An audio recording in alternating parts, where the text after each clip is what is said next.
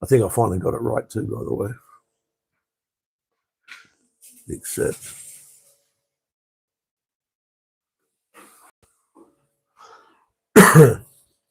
yes, I have. I got the right channel and everything. Hey, I worked it out.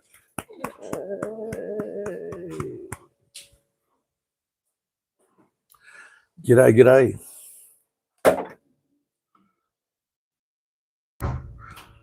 I'll start again. G'day, g'day. Welcome to the Digital Nomad Reject channel. This is my little Sunday live. My name's Shori, if you don't know who I am.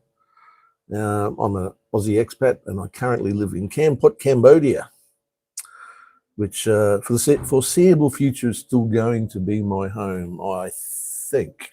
Although a trip to Siam Reap soon in April with my new girlfriend. I'm not doing this anymore, by the way. I did that last time because she's actually my girlfriend now. And yeah, we might be moving up there.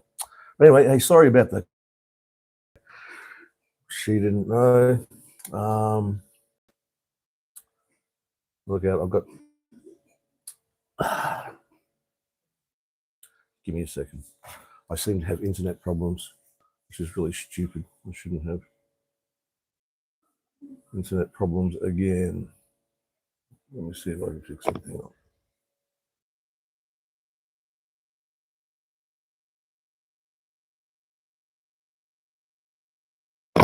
No, I'm stuck with whatever I got.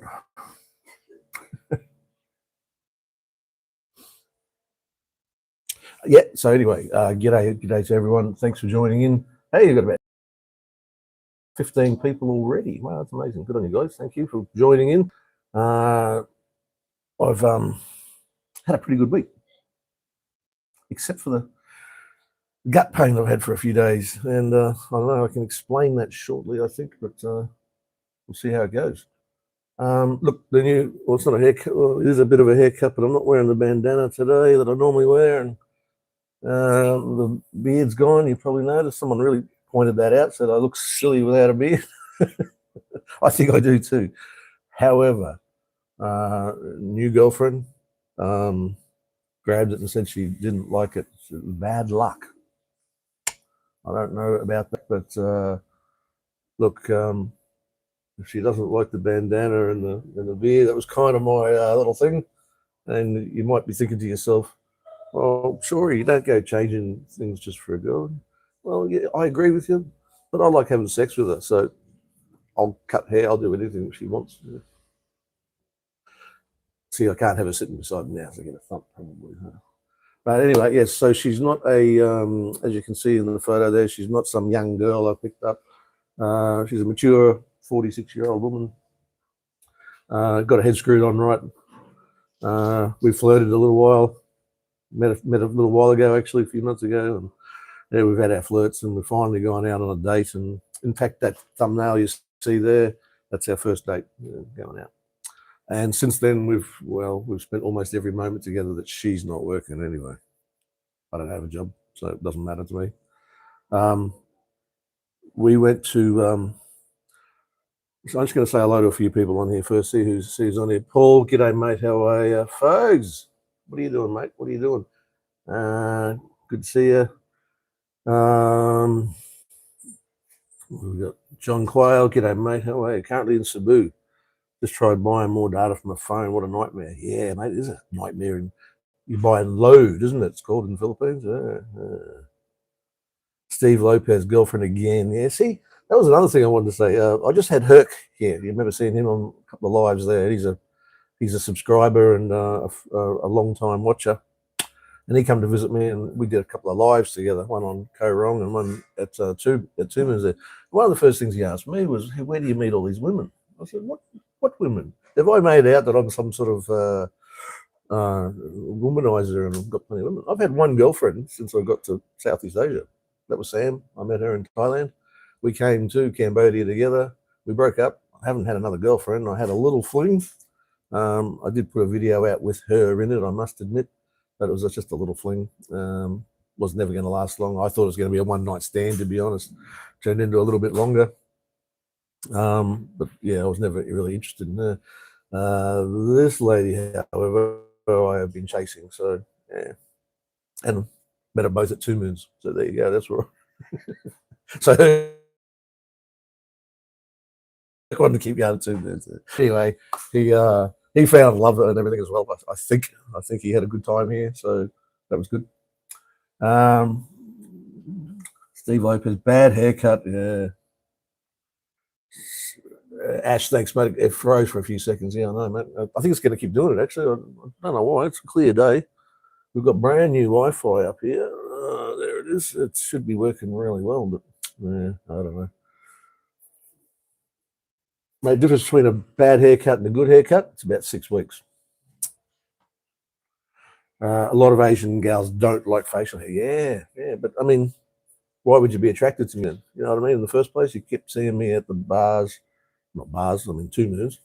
She was quite surprised that I'd been here as long as I have, and she hadn't really met me. She said, and I said, well, I don't go anywhere. I'm either at home or was at Two Moons. Yeah, no, yeah. So I already got the beard and the bandana and all that sort of look, I guess. And yeah, she didn't like it. So why'd you go out with me for? I don't know. Anyway, I don't care. Like I said, I don't care. I've many a time, you probably noticed, I've taken it off. I've grown it again. I've taken it off. Just laziness, really. Ronnie, big like a dog. Please, honey. Please help. Please.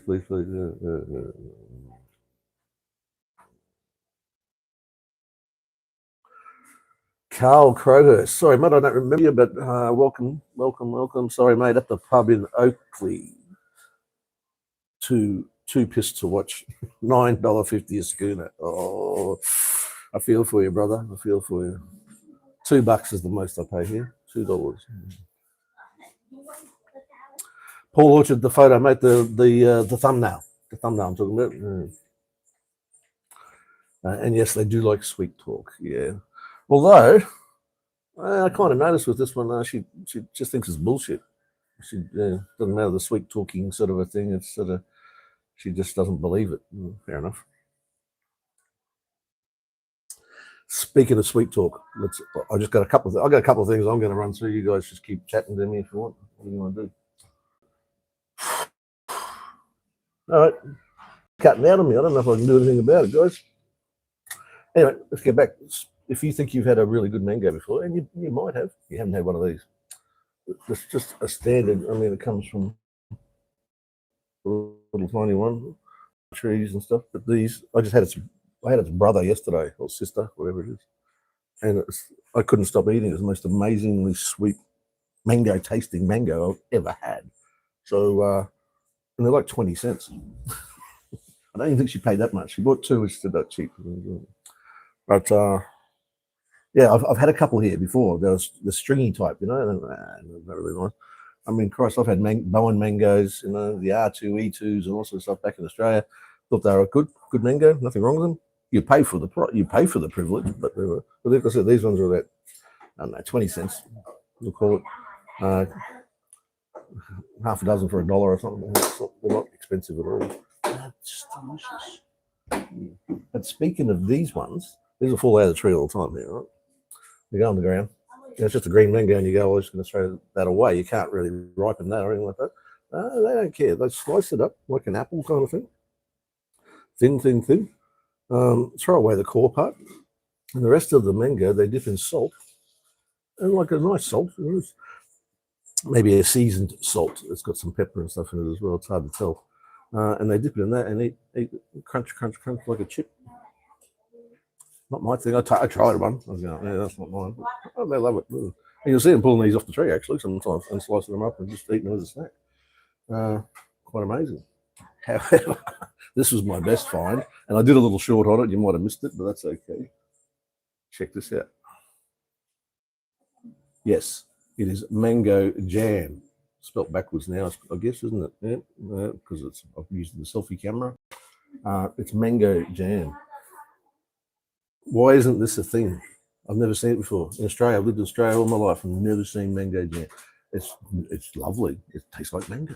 On a bit of toast, I don't know. I don't see why we haven't had it in Australia. All those mangoes we've got, all in Bowen and all like that.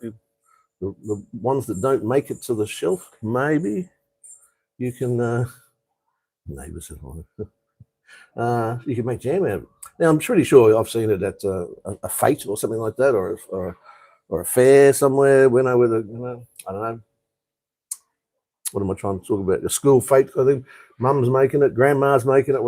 Maybe I just don't remember. But it was really good.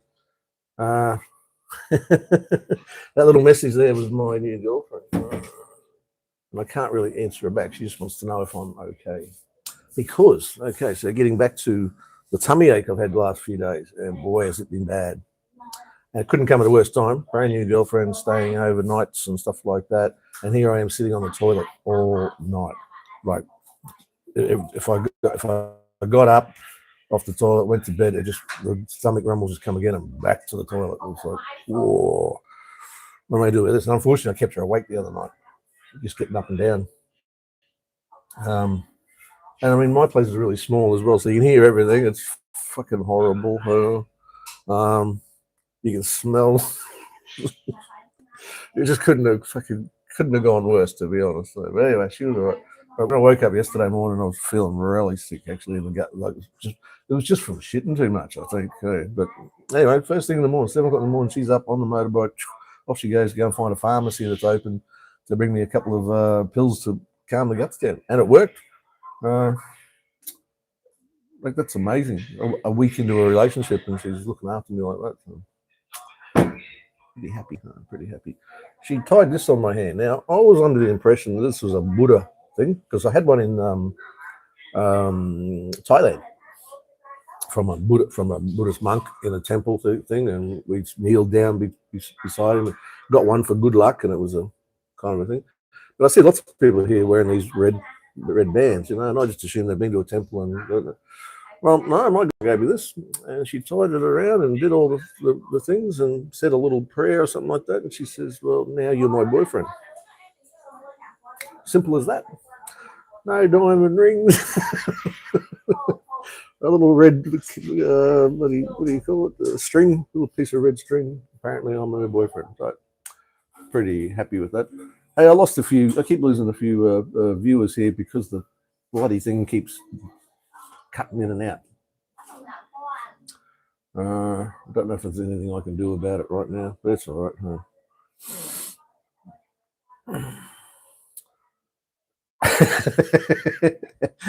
Folks says, I've seen you with a shaved head. It was 8 beers, I reckon. I have done that. There's a lot more than 8 beers, I can tell you. Xander Gray, make some green mango chutney. It's fabulous. Yeah, I can't make anything. I don't do any of that sort of stuff anymore. I'm pretty sure you can buy that here. Can't say exactly where, but I'm pretty sure mango chutney's here somewhere. There's a store called Little Bakery, I think, or Tiny Bakery, and they make a lot of chutneys and what else do they make? Tapenades. Ooh, I haven't had one yet. Every time I go to order it, they haven't got any of the black in stock, only the green. I prefer a black tapenade, but anyway. Pickle it, you reckon, eh?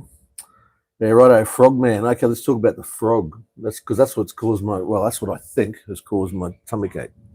So, yeah,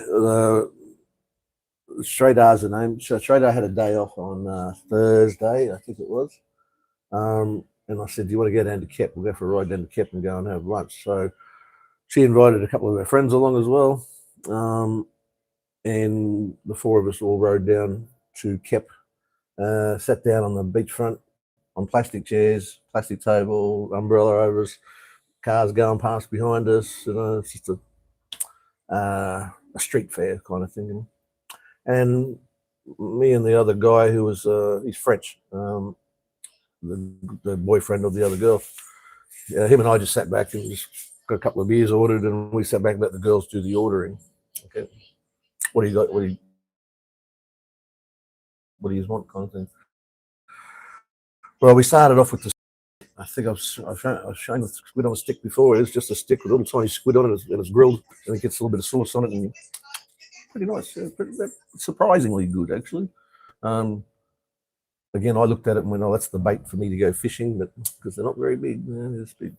So we got that, and then there's some oysters come out. Now, I swear to God, I swore I would never eat an oyster over here because I've seen them at the markets. Okay, there's a big length of different sellers selling oysters in the one little area at the big market here, and they sit in the sun. They're open. They're sitting in the sun. Not all of them, of course, but the ones they got displayed or whatever, they're sitting in the sun or they're sitting out. They're not on ice even, And I'm going, yeah, there's just no way. So a restaurateur, if you like, has gone there, bought those oysters and gone and sold them in his shop. Yeah, no. Swore I wouldn't do it. So anyway, here we are sitting on this beachfront. I know the oysters didn't come from there, but still picked one up, okay? And I went, it's cold. It was sitting on ice. It smelt fresh and lovely, and it had a nice little accompaniment of, look, honestly, a little grassy looking thing. I don't know what it was. Looked like tarragon maybe, but it wasn't. And some dried shrimp and obviously a bit of lemon or lime, whatever it was. And she made it for me and gave it to me. I'm going, oh, all right, take your chances, Shuri. Now, I had one and I actually had a second. So there you go. She didn't have one at all. I went, why? She goes, I don't like it. Oh, for friggin' hell. So I didn't have to have one at all if I didn't want one, but anyway, I did. And honestly, I've had a bad oyster before and gotten really sick, and this was not an oyster. This is not an oyster problem. The oyster was fine. There you go. Now, what else did come out? A whole fish. Now, the fish is only about this big. Looked a bit like a groper, to be honest, a baby groper, but I don't know what it was. But anyway, it was deep fried and cut up, and that was quite nice. Nothing to rave home, but what else did we have?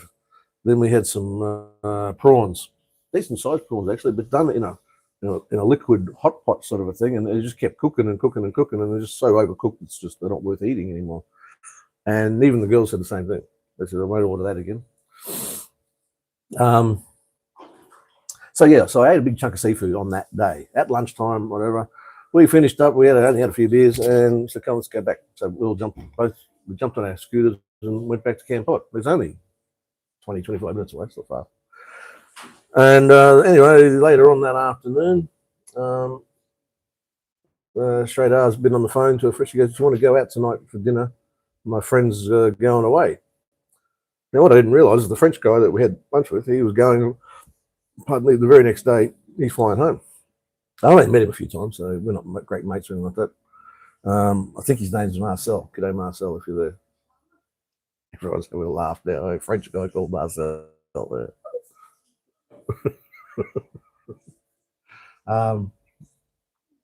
Yeah, so anyway, so we go to this place in town, and it's a restaurant-y bar thing that I've kind of walked past a few times, looked up and gone, wow, that looks pretty fancy. Maybe a bit too fancy for me, so I haven't gone. Anyway, that's where we're going, upstairs, Sky Bar, it's called, and we've 6 of us all sat down to have dinner. Once again, I sat back and let the girls do the ordering. We're eating Khmer food, we're not eating Western food. These girls do not like, they're not into it, they're just not into Western food. And that's another story. But yeah, so we sat there and just let them order beers, which took forever to come to us. I don't know how that works. Because they weren't that busy and there's plenty of staff. But that's another complaint for later. Anyway, let the girls just start doing the ordering. Now, between 6 of us, they only ordered 4 meals, which, seems okay, I guess. And we're all sharing. It's a share plate sort of a situation. A couple of things of rice come out, so we all got some rice.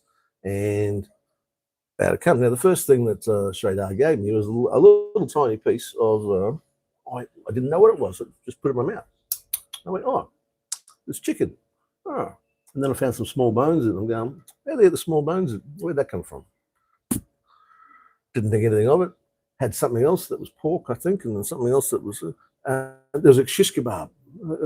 That's not very Asian, I don't think. That's not very Cambodia, that's for sure. But a shish kebab, with the pieces of onion and your capsicum and your meat, which was beef, and yeah, a couple of things. But at one stage there, I was eating this chicken. And I said to the straight out expert, I said, what is this? What am I eating? Hey, and she looks at a friend across, and they're both yep at each other, and they come up with the word frog.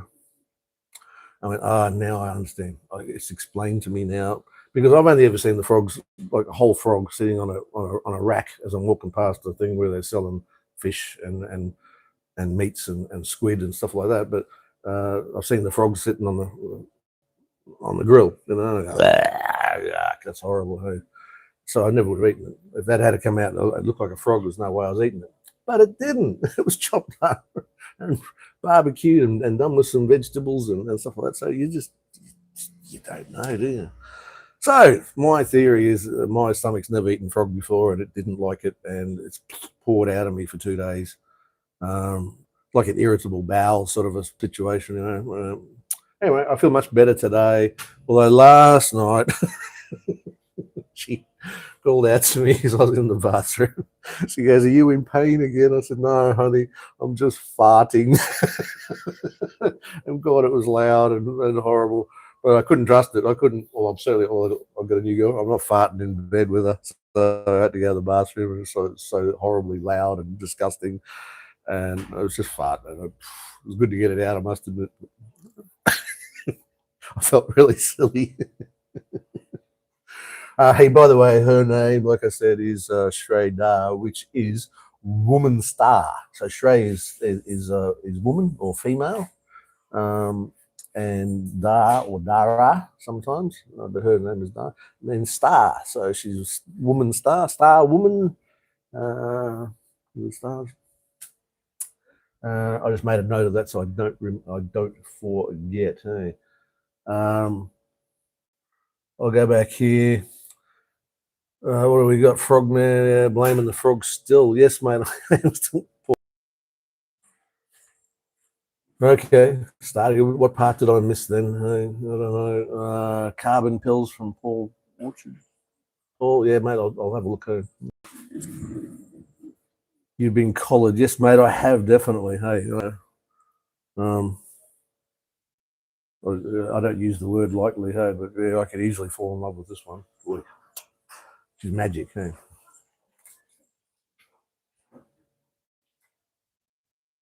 John Quayle, what's going on, mate? You're having the peso dramas. Oh, yeah, $6 to withdraw. Yes, mate. Yeah, I copped that here. It cost me $6 every time I take out even $100. Yeah, so I try and take 100 out at the same time. Hey. Kevin Baldwin, g'day, mate. How are you? Welcome. Thank you for dropping by. My internet just keeps dropping in and out. I'm sorry. It seems to stay a little while, but and then for some reason it just stops. I don't know why. I've got really good Wi-Fi here, apparently. Well, apparently the owner here is paying top dollar for it. By the same token, there's half a dozen kids here sitting on their phones playing whatever. They're using it, aren't they? So, I don't know.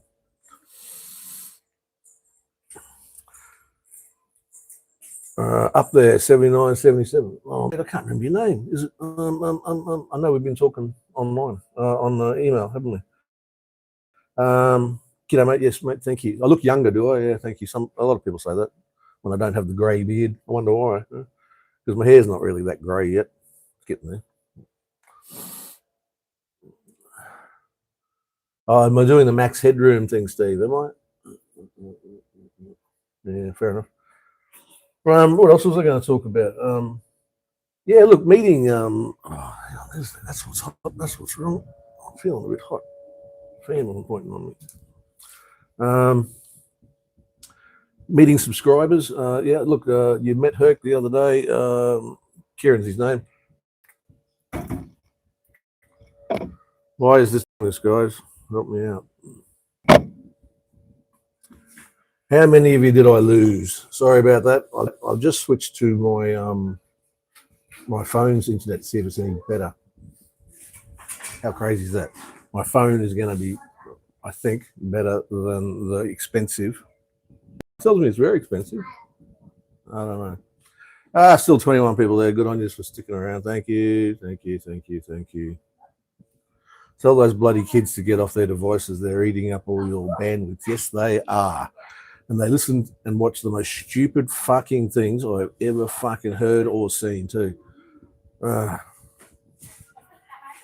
It's that fake laugh thing, you know, and so it's in every video they watch. So they just can't help themselves. And it's not just kids either; it's adults. I thought it was bad in the Philippines, and then I went to Thailand. They had it just as bad, and here it is just as bad. It's like they have this really stupid sense of humor. It's like Benny Hill type stuff. Benny Hill 50 years ago, remember? Yeah, it's kind of what it's like. You can piss off too.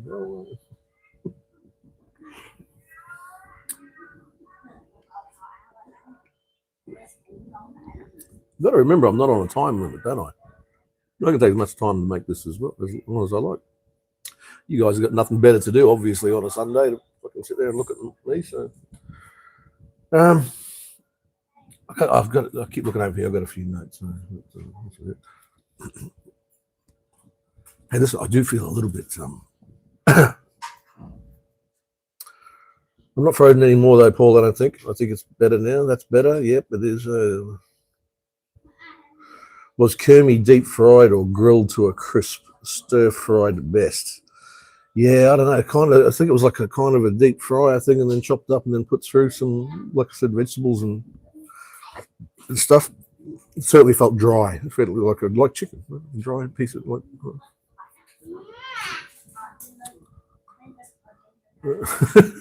Ronnie wants to talk about the bum gun. What do you want to know about the bum gun, mate? Hey, okay, I'll give you an example. Now, just imagine this has happened to you. You've got the runs, right? You're just fucking up and down, all day, all night, fucking shitting water, basically, right? So then you got to get a piece of toilet paper, give it a wipe, flush. Next time, yeah, give it a wipe, maybe 2 wipes, whatever. Back in Australia, it tears your ass, especially if you had a big night on the bourbon or something and you're fucking shitting. It just fucking hurts your ass, the toilet paper. It doesn't matter how soft it is, it fucking eventually hurts your ass. Not with the bum gun, nope. Nice and clean. If you really want to, get a bit of paper and wipe a bit of water off, but that's about it. But we can't flush it, and that's what people do make the mistake of here. The sewage pipes, like in Australia, huge. Well, here they're tiny. There's only a small amount of stuff can go through them. And if you clog it up with toilet paper, or that annoys me. I'm polite. We're polite. We've got a motorbike now, and I'll walk it all the way out there before I start it up. And here's a noisy fucker. You just heard it. Ours is quiet, and we walk out there, start it up out there, and away we go. We don't like to work. Fucking people just don't care sometimes. So yeah, the bum gun really, really helps when you've got that problem here. I use it. I haven't used toilet paper in fucking 2.5 or really 2 years. Yeah? I'm living over here, except to blow me nose occasionally. Even that bush hanky does the job. They do it. Oh, what's the move? And the whole constant move. We went to dinner last night. Sat at it's a little French bistro. We've had a good steak there before, so we were there last night chasing Khmer food. She went to the toilet. I decided to order while she was away, and oh boy, did I get it wrong. No, she didn't like it at all. I thought a nice chicken fried rice would be good. That was pretty good. And some pork spare ribs. I thought she'll like this. No, fucking didn't like the rice, didn't like the spare ribs. It was more the point that I ordered, and she didn't, I think. But she wouldn't eat the pork ribs. She goes, no, they're not cooked enough. They're not cooked enough. So, all right. Fair enough.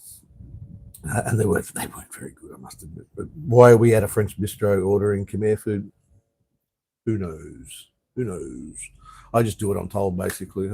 Like I said, because I like having sex with her. So, what else?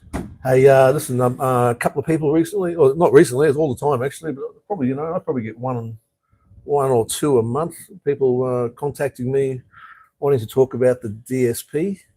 And it's all well and good. I really, my first big video was the one that gave me a lot of subscribers. Okay, so I understand that's probably what a lot of people join for.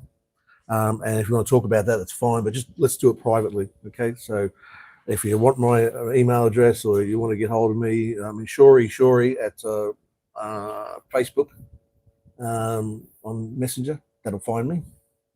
And Mr. Nobody Special 308 at Gmail will also find me if you want to talk. Yeah, and I'm happy to talk. And I've just had a couple recently, a couple of people I'm just trying to help.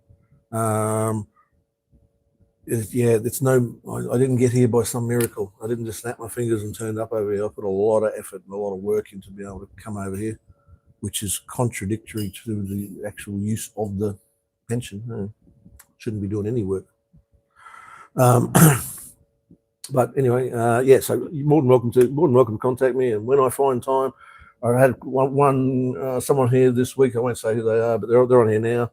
Contact me, and I just couldn't get back to it straight away because I'm a bit busy with the new girl, and I do apologise, but yeah, they do take up some time. I do have a lot of spare time during the day though.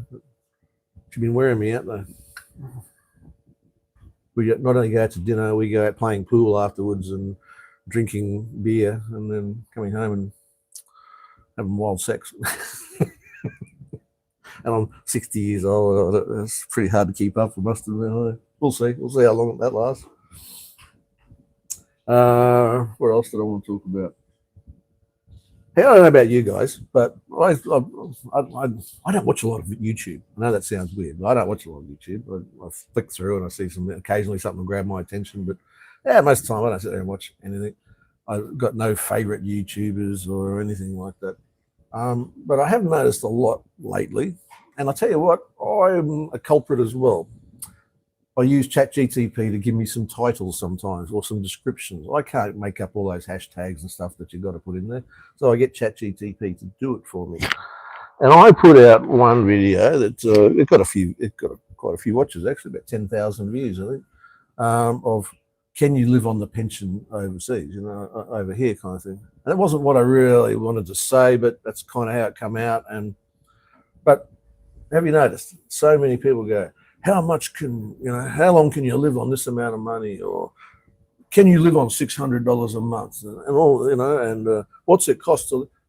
It's such a stupid question and really fucking annoys me. It's all bullshit. People saying, you need this amount. I had someone tell me when I said I live on $2,000 Australian a month. Right? That's what I live here. It's Australian. So it's about $1,200 a month American. That's what I live on here. And someone comes straight away in a comment going, bullshit, you can't live on that. You need at least this amount, or $4,000 or something, he said. What do you mean, bullshit? I'm fucking here.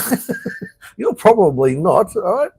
But I am, and I'm telling you, you can only live on what you get. As simple as that. So if you got $10,000 a month to spend, have a great time. You will really enjoy yourself here. But if you've only got $1,000 a month, then you've got to adjust everything backwards kind of thing. You start with your rent. If you're paying $500 a month rent and you're only getting $1,000 a month, you're going to struggle. You're going to have problems. So I work on a little equation in my head. Never spend any more than a quarter of my income on rent. And when I say rent, I mean rent, electricity, water, all the things that come with it. And that way I've got money to spare. I've always got, I can put a few dollars in the bank. And I don't struggle. I don't struggle anywhere near like I did in Australia. Fucking horrible. If you're new to the channel, if you don't know who I am, I lived in a tent before I come here. A tent on the ground. Yeah. 57-year-old, 58-year-old sleeping on the ground in a tent. A fucking joke. Because I couldn't find a place to live. I had friends that made offers and stuff like that, and I did couch surf for a bit and all sort of thing. But yeah, outstay your welcome fairly quickly. And I don't have to live in a tent anymore, so it's fucking great living here. I haven't got much. In fact, I kind of talked this place down when I first started dating Shradha. I said, it's just a little tiny bungalow, it's not very good, it's not very big, all that sort of stuff. Until she came here, she went, wow, this is nice. Oh, okay. So, my intention is, we'll we'll probably move in somewhere together. Maybe, just not here. It might have to. That's why we're talking about Siem Reap. She wants to go there, and she's been there a couple of times. I've never been there. Looks all right to me. I didn't want to particularly just pack up and go there, but if she wants to, I can leave here tomorrow. Or no problem, pack my suitcase and go tomorrow. Only pay $100 a month in rent. And depends on when my rent's due. I can just go. And I think that's probably what will happen. We will see. We'll see if Shori fucks this one up. I'm not very good at this sometimes. I am learning though that sarcasm and sarcastic humor and things like that don't work. Just you can't use it here, and it's hard to do. Being an Aussie, it's hard not to be sarcastic. It's hard not to do those sorts of things. And yeah, I'm finding that out. What else?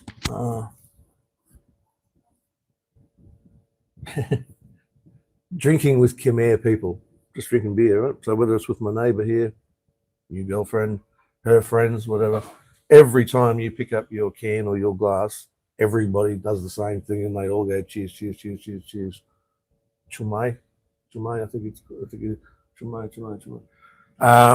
And then you have your drink and you put your beer there. And if you like me and you just like to keep doing that, then it's a constant, never stops. It's unbelievable, actually.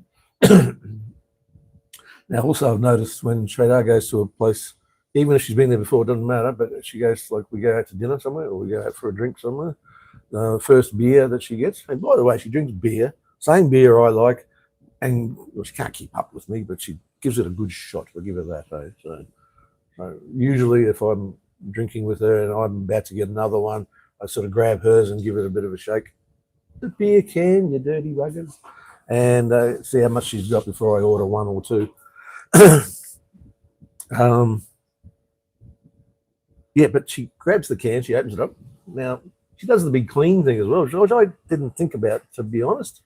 When I got typhoid, this could have been one of the reasons. The beer can has been, it doesn't matter where it's been sitting, whether it's been in ice or in someone's refrigerator or something like that, it can be dirty. And I've noticed the boxes of beer and stuff like that sometimes have been opened at the local store up here, and I know there's rats. I know there's rats running around there. So the rats could have been running across the top of the beer can before it goes into the fridge. That sort of thing never crossed my mind. Hey, anyway, she gives it a good wipe with a piece of toilet paper, basically, or a napkin off the thing, and then opens it up to see if we are a winner or not. See if we've got a free can of beer or whatever. And then we do a little cheers, but before she takes a drink, she walks over to the gutter, or outside, wherever we are, walks over to the street sort of level and pours a little bit out and does a little prayer, does a little chant. I don't know what it is. It goes for a little while, 30 seconds maybe or something like that. She pours a little bit and she talks, then she comes back in, and it's for good luck. Everything's about luck. I don't sort of tend on to think, oh, if I work harder or something like that, I'll make more money or that. No, it's about luck. Everything's about luck. It's a bit weird to me. I'll go along with it. We lucky? We'll see. Yeah, and then we do this drink thing. And then every time, even when we're playing pool, I just go over to grab my beer and she'll come out and grab her beer and we'll go chumai and have our beer. Constant. So it is nice occasionally to go and drink with some expats, sit around the table and just be able to drink your beer as you fucking please. I have noticed it. Yeah, I've spent more time with her and her Khmer friends than she has with me and my one friend in town. I don't actually have any friends here, to be honest, so I don't care. Kind of stopped going to Two Moon for that reason. The girl I was sort of seeing for that little brief moment, she lives across the road from there and frequently drinks at Two Moons, which is how I met her. Well, she's always there. And Shredar is her friend. Well, that's how I came to meet her. I got introduced to her at Two Moon. And I went, wow, you're hot. And yeah, so going there now, we get the death stares. And it was very serious the other night, a week ago, when she wanted to go to Two Moon. I said, okay, I don't really want to, but I know it's going to happen. And sure enough, I was right. And we got the death stares. And then, yeah, the other one decides to get a bit drunk. And I was watching her drink, and she starts mouthing off in Khmer, so I can't understand it. But it looked like a punch-up was going to happen. Oh, fair dinkum. Over me. Can you fucking work that out? Over me. Fucking hell. Anyway, that's that little bit of history. But yeah, anyway, I said right at the start to Sir Necro, Ash, mate, he says, hope you're having a good week. I said, mate, I've had a fucking amazing week. Thank you. And I have. It's been interesting, I must admit. I'll go back to some of these comments, eh? Tony Campbell, g'day, mate. G'day, Tony. How are you, mate? Kevin Bull, you are our Sundays, bro. That's sad, brother. That's sad, isn't it? Well, I must admit, I used to watch Tim Newton on a Sunday. Oh, I watch him every day. So Tim Newton today, TNT in Thailand. Mostly when I was in Australia, I used to watch him because he has good information about certain things that were happening in Thailand and things like that. So, and then he had his grumpy old men segment with some American guy whose name eludes me. I just don't like his really thick accent. It was just really great and on me, so I didn't watch it much. But the grumpy old men style of thing, I think that's a good idea. I could probably do that with somebody here. Herc and I, when we did those couple of lives, I was joking about the same sort of thing. Grumpier old men, not as grumpy old men, grumpy, not old. I don't know. I ended up settling on two Aussies talking shit. Tats. Actually, should be two Aussies talking total shit. That would make tats better, wouldn't it? But anyway, yeah, I've probably got half a dozen people around here that I could probably call friends. I don't know, but I don't know their numbers or anything like that. I don't know how to get hold of them. Or just bump into somebody and you go, hey, how you going, Shorey? And yeah, I've had 4 subscribers to my channel at least that I know of that have said g'day to me and. G'day, Shorey, how you going? Yeah, g'day, how you going? I'm one of your subscribers. Oh, fuck, yeah, okay, good. That's nice. That's nice to say g'day. Yeah, Herc actually tracked me down. He actually worked out where I lived too, which was a bit scary. And I don't worry, I told him so as well. I went, oh, that's a bit nerve-wracking, mate. I don't know if I can hang out with somebody so they can tell me how they found me. And he reckons it was just because of my videos. He just watched them. He goes, he remembered seeing the monastery, remembered seeing the wall with the bit of graffiti on it, and so he figured I must live here close by. Fair enough. Yeah, much prefer a phone call. Anyway, him and I went over to Koh Rong. In case I haven't mentioned that before, we went over to Koh Rong. I'm going to put. I've got some footage of that and what's the thing. The school. Went and saw the school. He took him to the school because he was one of those contributors. Yeah, so yeah, he had a good time in Koh Rong. That's good. I don't think he wanted to leave. I didn't really either, but I just started seeing Shradar. So I actually asked her. I said, "You want to come?" She couldn't. She had to work. So fair enough. But I'll take her over there eventually, I guess. Unless, like I said, unless we end up in Siam Reap. Actually, the video's heaps better now. Let's hope it doesn't chew up all your data. It doesn't matter, mate. I got 60 gigs of data for $6 a month. How's that? I might as well just use my phone, I think. Hey, what do you reckon?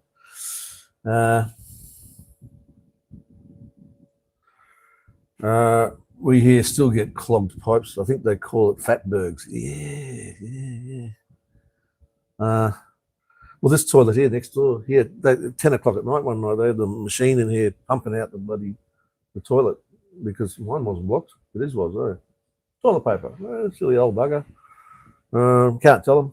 I see it all the time. There's not a lot of toilet paper sold here, to be honest. It's not like the big aisles in Coles or Woolies that you see back home where there's towers of different types of toilet paper and the big, 36 rolls or 100 rolls or whatever. You don't get that here. You might be able to buy a 4-roll pack, I think. So it's usually 2 rolls maybe at tops. You buy a roll or you buy a packet like this one here. There you go. That's about your toilet paper situation. And I do notice the girls, when they're at the bar, they pull a couple of pieces off because this has been used as a napkin, by the way. They pull a few pieces up when they go to the toilet, just so they can wipe their fanny after they've given the bum gun a go on it. Keeps it tasting like fairy floss. cut. Does though.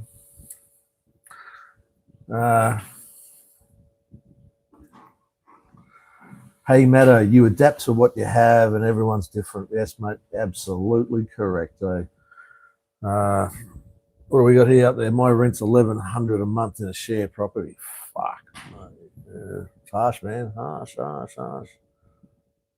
Aussie's fucked, yes. Mate, that's why I had to leave. Hey, honestly, I made it my mission, my goal, and I gave myself 12 months to work it out. And about 9 or 10 months later, I was out of there.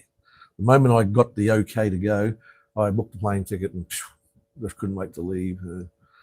And I haven't really looked back since. I haven't had any dramas here. Touch wood. It's been pretty bloody good.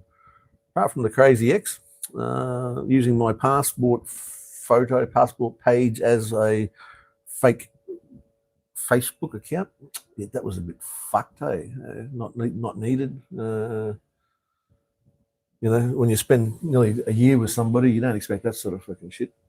But anyway, she seems to have gone. She is a I can't stop her from watching my videos, apparently. So it's only if she makes a comment somewhere on here or in one of my videos that then I can actually delete her or block her from seeing my channel. So, but yeah, she'll be watching this being really angry, I think. Well, not my fault. She didn't follow me. I said, I'm going to Koh Coming? She said, no, I think I'm fine. Simple as that. Just one of those things. Up there, well, do they have stubbies? Mate, that's a good question. We have cans here mostly. Thailand was mostly stubbies, mostly glass, and Philippines was a bit of both, but yeah, here it's mostly can. You can buy stubbies. Most people don't, because with the stubby top, they're not twisties. Basically, they're a pop one, and there's no prize underneath. Whereas with the cans, there's 1 out of 3's got a prize, whether it's a free can, or $1, or a couple of dollars, or a motorbike, or a car, or an apartment. There are things up for grabs here. Only with the cans though. So here's one here. I don't know. It's not going to be a winner, but it's usually something underneath the cans up, and yeah, you have a win. With the bottles, it's not. So most people don't do it. In fact, Heineken has a problem. But most people drink Heineken, drink out of a bottle, right? And there's a lot of Europeans that either live here or holiday here who like Heineken. I don't, right? But so when you go to a bar somewhere and they have Heineken, it'll be in a can maybe or a bottle, but it'll be 3 times the price of the local beer. The Cambodia is the most common beer we have here. I have one here somewhere, it doesn't matter. And then there's a few other companies, but so Cambodia, Gansberg, or else Hanneman's, they're all local beers, and they all have this prize thing. Now, Heineken is trying to take a court case to try and get them to stop the gambling part of it. That's what they're calling it, gambling. You're buying beer. Just a lot of people do. The first thing they want to do is check to see if they won anything.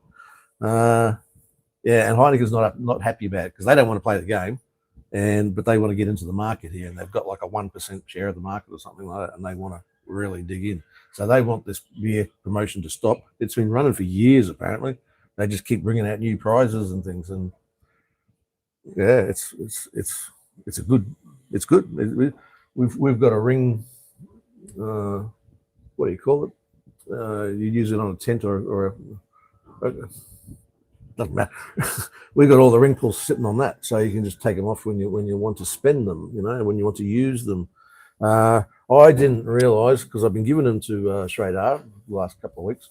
Here you go, honey. Here you go. Thinking that she's using them to buy drinks with when she goes out, but she hasn't been going out without me. I didn't realise that. I thought she might have been, but she wasn't.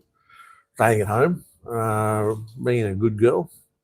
And I thought that's what she was spending. Or no, she goes, she can get cash. So she can take the ring pull itself where it says, I've got a win for a beer. You can swap that for cash. Not everywhere. And if I hunted down, I could probably get these guys at the local shop up here to do the same thing for me. But yeah, you can collect the cash and then spend that however you like. And even 2 Moons, where I first got here, they had the promotion where, and they don't do it now, but you could pay for your food with ring pulls. So if the meal was $5, for instance, you might pay, you might spend 30 ring pulls or 25 ring pulls that pays for your meal. Now, because they can go and trade that for cash, they win, right? We win because it costs us nothing. You've got the ring pull, you can just go and buy food, buy your drinks, whatever, and not spend. I have been out quite a few times now where I haven't spent a cent. I've come home drunk and a full belly of food and drunk just from using the ring pulls. There you go. That's a good story over here. I like it. Encourages you to drink more, but I don't think I need more encouragement.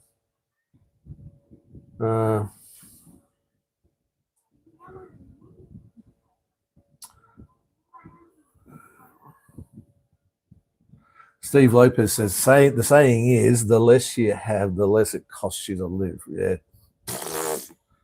Brain. Doesn't take a lot of brains to figure it out, does it? Right? So, I mean, on what I get, I could probably pay $250 a month and not suffer. It'd probably be okay. I'm only paying $100 for this. So I'm a little bit ahead already. But I would like a pool. I miss my pool. I had a pool at in Hua Hin in Thailand, and when we first moved to Cambodia, we're in Phnom Penh, high-rise swimming pool at the roof. Missed that as well. So if I was going to move somewhere, I'd have a pool. Koh Rong wasn't a problem because you could just go to the resort on the island and just go and buy a beer at the bar and just use their pool all day. You can do the same thing here. 2 Moons has got a pool. You pay $1 and you can go and, if you're not staying there, of course. If you just want to go and use their pool, pay $1 and go for a swim. I just see a lot of kids swimming in it all the time. And you know what kids do? They pee in the pool. So I don't trust it. But rather something a bit more private. There was a place just down the road, not far from me. I ride past it quite frequently. Set of bungalows, but it's studio apartments, right? And there's a swimming pool right in the center. And as you ride past, you can just see the pool. So I stopped one day and said, have you got any apartments for rent, like long term, and how much? And it was $200 a month for a much nicer place than this, and the swimming pool. And I said, this is December, I think I went and checked. I said, when's the next one available? And they said 1st of February. So I went there on the 1st of February, and they're going, no, we have nothing. So they're guessing, I think. But I don't know. Like I said, I'm going to see what happens with this little relationship I'm in, see what happens. And, we could end up in a half. I've looked at the prices of things in Siam Reap, and for $200 a month, I can get something fairly nice with a pool and all sorts of things. So we'll see, We'll see how it goes.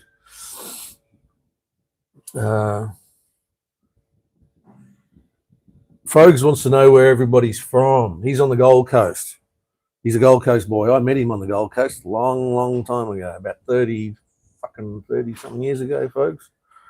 We both worked at the same restaurant together, and we decided we like drinking beer together. And we become good mates. So,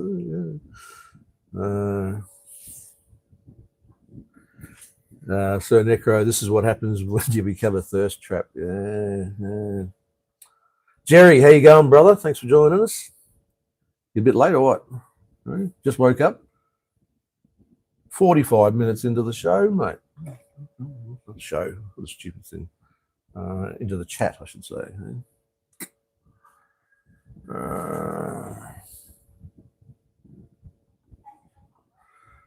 The bum gun's the only thing that scares me away from Cambodia. Doesn't it just shoot the shit all over the place? Mate, in my last video about being here for 6 months, right? So I can't show it to you now, right? But go back. It's only last month I did it. been in Cambodia for 6 months. And in there's a diagram, right? I've used it before. There's a diagram on how to use the bum gun. Just an little animated picture. You'd be surprised how easy it is to pick it up, right? And it's not just Cambodia, brother. You go to Philippines, Thailand, any of these countries, and there'll be a bum gun in your room. I can guarantee it. When I first showed this to somebody, they said, "I thought that was for cleaning the toilet." It is as well. You can clean the toilet as well with it, you know. But yeah, once you get the hang of it, I can't go around the back and do it. Okay, that's kind of one of the diagrams that shows you how to go around the back. Yeah, this is all class, by the way. Someone said that. Nothing but class. Ronnie, good on you, mate. Let's talk about shit for a bit, shall we? But yeah, I've worked it out. Yeah, if you just lift up the family jewels from the front and get down that in that gap there, you can just squirt it and just give it a good nice cold water on your bum, and it cleans it quite nicely. Oh, I've never had any troubles. There you go. I used to have bloody what do you call it? Skid marks on my shorts or my undies sometimes back in Australia. Eh? And, none here. Never had one here. So there you go. Baran Kapat. G'day, how you going? I don't remember ever seeing your name on here. You look younger. Do I? Thank you. You must have been lurking in the background where you hadn't seen the beard and everything before. Yeah. Wasn't my intention. Although when I was drinking at Two Moons one day, the wife of the chef who works behind the bar, she said to me one day with the beard, she goes, "You look younger with no beard," because it's quite grey. You've seen the photos and the videos of the last one. It never used to be. It was only like I've got photos of me about 3-4 years ago, and I got a full like beard going on. It's all dark. It's all and then suddenly, hey, it's gone grey.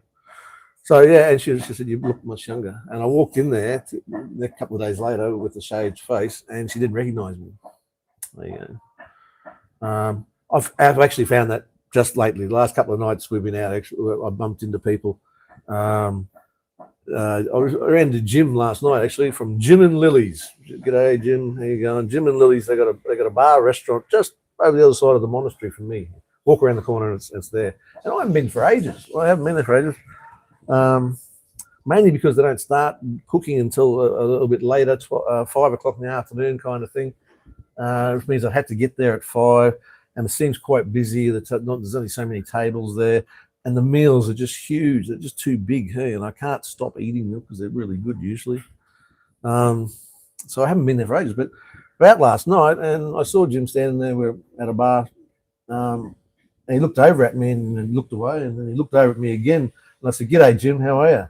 And he looks at me and he goes, "Oh, good, mate, yourself?" And he's like completely lost, hey. And I said, "It's Shuri." He goes, his jaw just dropped. He goes, "Where's the beard?"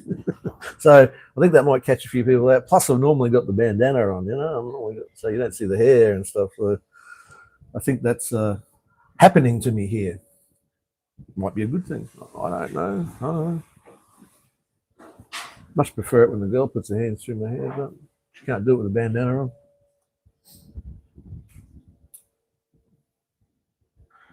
What do we got here? Block sewage pipes. Use caustic soda. Works like a champ. Yeah, mate, I love caustic. Coming from like a hospitality background and kitchens, sinks being blocked up to the big caustic soda. Yeah, it's good gear.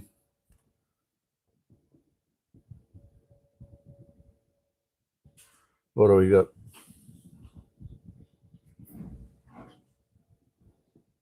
Hey, Meadow, agree. That's why I'm moving as soon as I can. Jerry, yeah. Hey, Meadow, PP is okay for me. Non-pen, yeah. It's just it's too dirty, mate, for me. It's the air. It's not so much the actual grounds and like that. It's the air. It's just, you can just see it in the air. I was picking black shit out of my nose all the time. I was only there a month. And even though I've visited since, I've been back and spent a couple of days there, same thing. But within 2 days of me being there, I've got black shit coming out of my fucking nose, and it's just soot in the air. Yeah. Not having a go at Phnom Penh, by the way. If you like cities, it's a good city, I guess. Yeah, it's got plenty to go for. But hey, I wouldn't live in Bangkok. I wouldn't live in Manila. I wouldn't live in fucking Sydney or Melbourne either. All right, so don't get me wrong. It's not personal. It's still like cities, eh? So,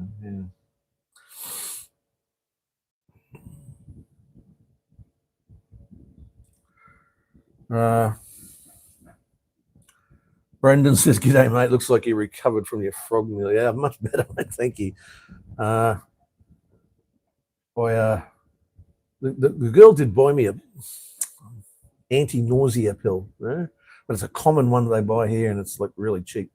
And I took a couple of those, and that definitely helped. That's definitely helped the nausea and the poos. Hey, here's something I was going to say last time.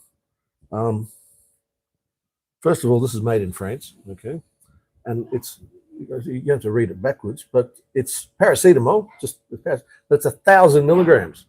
I don't ever remember seeing 1,000 milligrams of paracetamol ever in Australia. You got to buy a packet of 500 milligrams, and it tells you to take 2. It always says take 2 with water. Blah, blah, blah. So you're getting 1,000 milligrams, but they're just charging you more. These ones are like $2 or something. It's only 8. You only get eight in the box, but it's like $2. And I've just noticed that there's little ribs on the top of it, and you go, it's braille. How's that for blind people? So you know what you're taking. Never seen that before either. Well, never been given to me before. But yeah, just take one of these instead of the 2, and I save a lot of money. But anyway, just thought I'd bring that up. Johnny Cyan, g'day, mate. How are you? Hey, I caught you a little live show yesterday or the day before, wherever it was. Hey. And I've got to apologise to you, mate. Hey, for some reason, I thought you were a younger fella. Probably don't want to hear that, hey. Yeah, I can take the piss out of you, apparently. I didn't realise that, hey. Yeah, I don't know. I don't know why. Hey, I had no idea who you were, kind of thing. And I caught you a little show, and you swear like how's your father, like I do normally. I've kind of curbed it back. I've kind of worked out that I get more views, I think, if I don't swear as much as I probably want to. But, the odd fuck, shit, fuck, or whatever comes out, nothing I can do about it.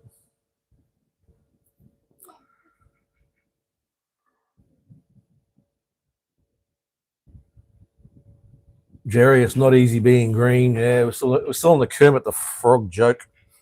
It was a joke, really. I don't know if that's what caused it, but it's basic street food is what I'm probably scared of the most, too. And I did sit down with Shradar the other night and explained it to her. I said, you got to remember, your tummy is a lot different to my tummy. She goes, yeah, it's smaller. Okay, good joke. Fair enough. Thank you. Yes, I do have a bit of a gut on me now. I'm working on it.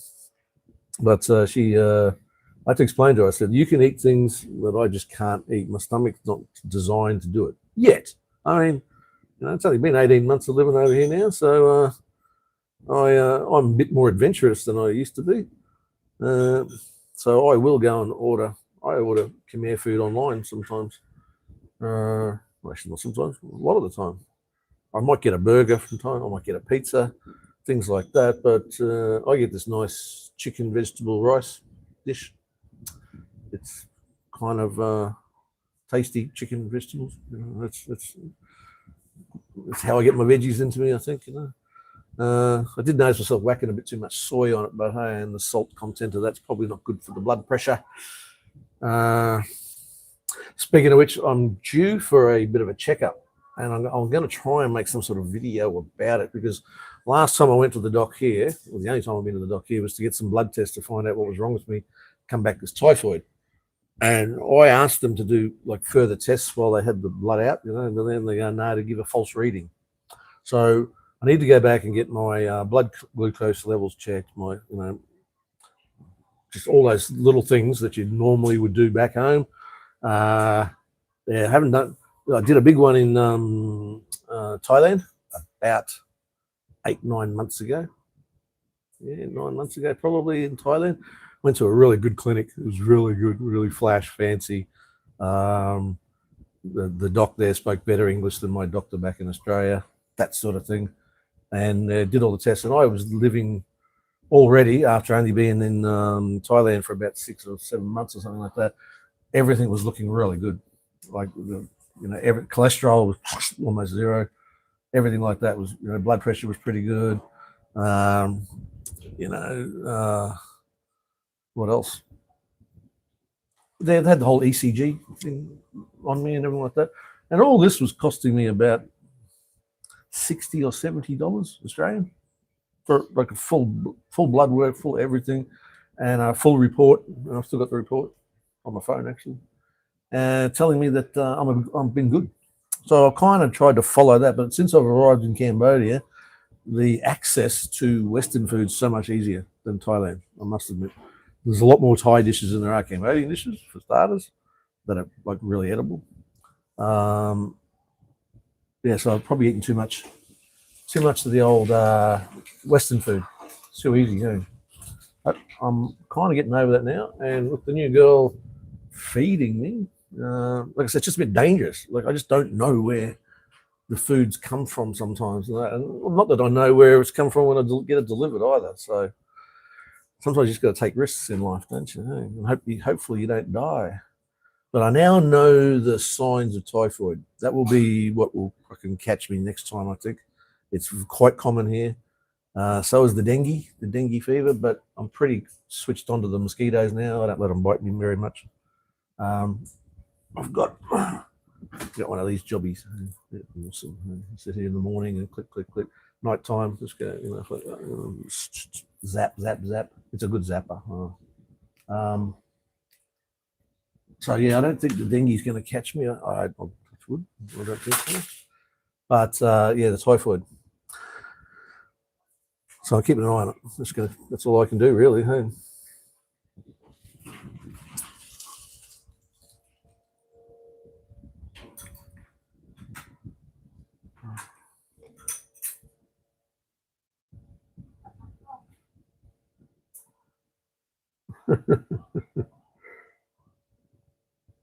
Ronnie, you haven't peed in the pool for a few days now.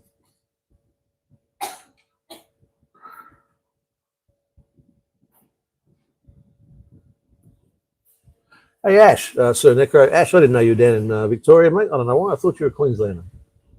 My bad. Gippsland, Victoria. Huh? Jerry, it's okay, mate, being late. Yes, you're quite entitled to it, mate. It's all right.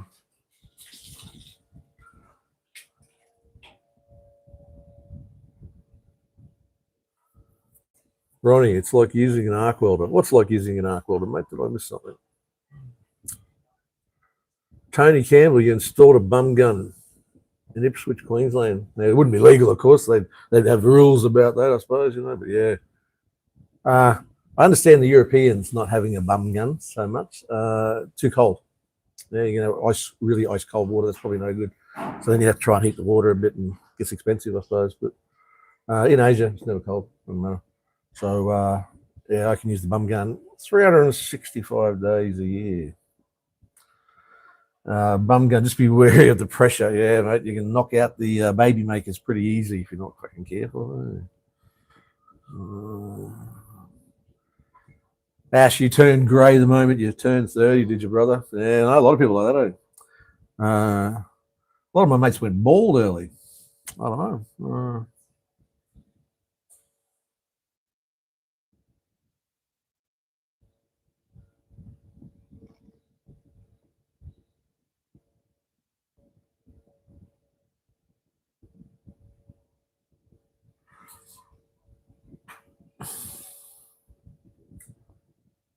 Oh, you went grey early too, did you, Johnny? Yeah.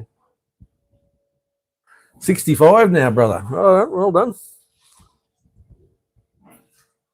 So, have you got the Australian old age pension then, or what? What's the go? Or you're just funding yourself? What are you doing?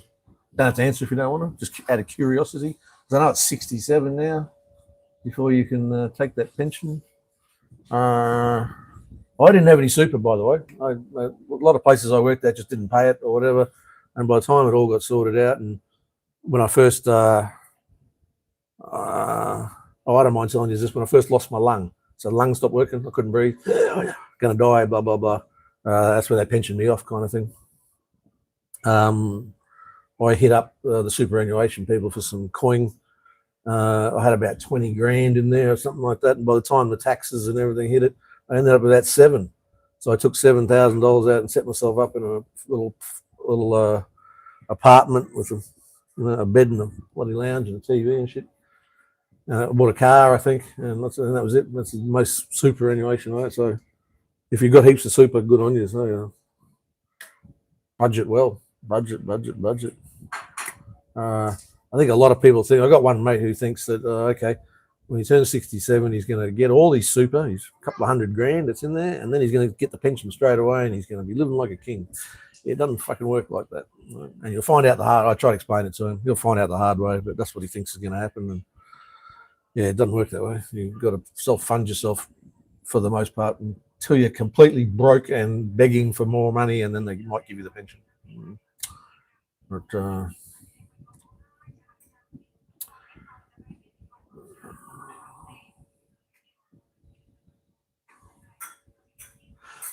Kevin says, live a little, man, eat the food, just don't ask what the fuck it is. Yeah, job done. I do, brother. I do. Hey, actually, there's one little street food I really like called kuchai, and it's a little round, like a cake. Not a cake, no, like a, what would you call it? Like a potato, but it's taro. It's made from taro, mashed taro, with a bit of a center to it, usually spinach or shallots or something like that in it, and it's sort of shallow fried. Bit like I'm going to say like no, can't think of a rosti, maybe like a rosti. Yeah, it's sort of so big, beautiful. 4 for $1. I bought some home yesterday. We passed the guy on my push bike. Come to scream and hop. Bought 4, ate 3 like a pig, and left one for the girl when she got home from work, but she didn't eat it until we got home last night. Things like that get me. She loves this. Last night she ate a piece of squid, dried squid. There's a squid lady that goes around, and they got this dried squid hanging on the thing, and it's ringing the bell. Come and buy my squid. I had no idea what to do with it, but there she was while we were playing pool, ripping bits off this squid and some sort of little vegetable and sauce, and hooking into it. And all I could smell was this really strong smell of seafood, squid. Yeah. And the night before, or the day before that, she bought, well, when she opened it up, I thought it was chicken wings. That's what it looked like, big plate of chicken wings. Oh, yeah, beauty, yeah. She goes, no, it's not chicken, it's fish. I went, huh? And I realized it's tiny little fish that have been deep fried. And then there's a thing of rice that goes with it, of course. But these tiny little fish, of course, have still got the head, all the bones in it, and she picks all the little bones out and puts them on the side and has a bit of rice. That's okay. She gave me a bit of the fish. It was all right, the fish, but still, this is dangerous, But they're used to it. They're used to doing it like that. I'm not. I'm not used to eating fish with tiny bones in it, so I don't. Anyway, it gets left out on the table overnight. I said, "Do you want me to put this in the fridge?" No, it's bad then. Oh, okay. So it's out all night. She grabs it in the morning. She's going to work, 7 o'clock in the morning. She grabs it off the table and takes it with her. And she would have eaten that sometime during the day. A couple of hours later at work. That just gets me. Hey? I think I'd die if I ate something like that after being sitting out all night. But I don't know. Maybe not, eh? Hey, how long has this shit been going for? How long have I been talking for? Anyone know? Hour and, oh, hang on, hour and a quarter. All right, we're getting. I go over my hour, I get a bit, I start to lose interest. Hey, by the way, that paracetamol that I get it delivered to my door. I don't have to go out for it. I can just online, just like all the food orders and things like that. Food, groceries, pharmacy seem to be the 3 things that they can do on the apps. And yeah, I can just get that delivered to my door. I think that's pretty good. Doesn't take long either. I was sitting here with a headache and I got none. And by the way, I have none. I don't have a headache. I just order some of them. Pretty good, eh? Hey, Maddo says, you're not consuming processed shit. Well, I tell you what, that's not so true, man. A lot of the carts and stuff you see here where they're selling food, it's like a food stall, and they have a baguette type thing here. kind of like a banh mi, if you like, but it's not. And there's a lot of processed sausages and things like that on the grill that you can choose from. And so they do eat a bit of that processed stuff. And I've noticed in the stores and stuff like that as well, there's a lot of, like, you walk in the Lucky supermarket and the first thing you see basically is all the lollies and the chocolates and the cakes and things like that they sell. Yeah, it's not good. All the soft drinks here, there's only one that has no sugar, well, two, I guess, soda water or Coke Zero. Everything else is full of sugar. And you see these kids running around. It quite amazes me, actually. Kids running around drinking these energy drinks. There's one called Sting, one called Idol. And they're really sweet, super sweet, kind of like a Red Bull, energy drinks. And kids drinking them all the time, on ice or not, just out of a can. And you think there'd be some hypo kids running around here doing crazy things. They're fucking really good. They don't need dramas with any kids. The little girl next door is getting a bit of a mouth on her. And she's learnt that if she has a little scream or a little, she gets her own way. Only when Dad's not there, and Dad hasn't been there for a week, so he'll get back and sort her out, I think. But yeah, she's just sitting there right now. Doesn't matter. She can't speak any English. She says hello. That's about it. But yeah, she's for some reason she's just gotten into the squealing mode. But like I said, most kids here, they seem to be really well behaved. They don't seem to be overweight. They don't seem to be ADHD and all that sort of stuff. So blaming all that sugary drinks and stuff on all that back home is maybe not the right answer. I don't know. Just saying. But yeah, processed food, they have a lot. No, they do have a lot of processed food here. But the street food, generally, if you're buying something with some vegetables, you're going to be pretty safe. Except for the fact that you don't know whether they've used clean drinking water to make the food. I doubt it. I just doubt that they do. A big blue bottle of water. I'll show you. You know what I'm talking about? It's got a little tap on the bottom and everything. I think they're about 15 litres or something like that. They're $1. Actually, cheaper than that. 75 cents American. Right. Call $1.20 Australian. One of them full. And it's all wrapped up in that, so you know it's been sealed and everything. And I use that for drinking water, coffee making, and if I was cooking, I'd be using that. But if you've got like cooking spaghetti or something, or even any vegetables, if you're just using the tap water here, the tap water is really, really bad. They tell you that. They tell you you can't drink it. You want to. Even like wiping it off the top of the beer can, wiping the water off just in case.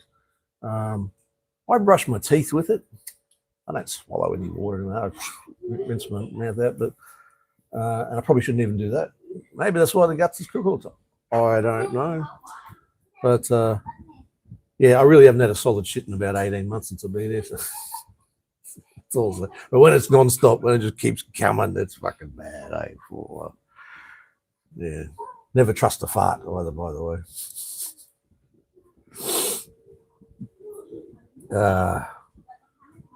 What do we got here?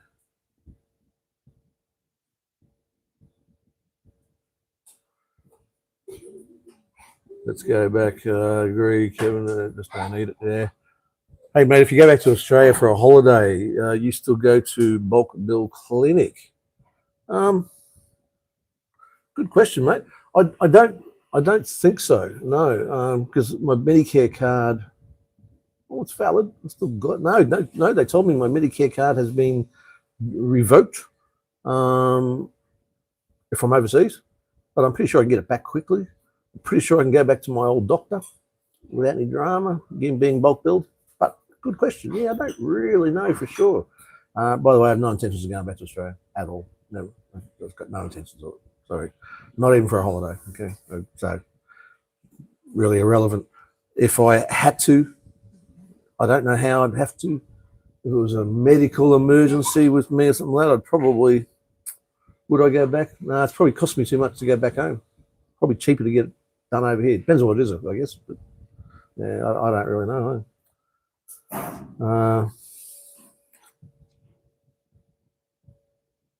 Khmer people have cast iron guts, yeah, mate. Just like the Thais and the Filipinos too, I think.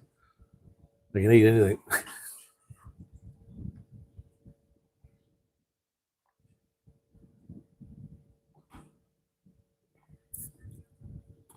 Iron guts. Yeah.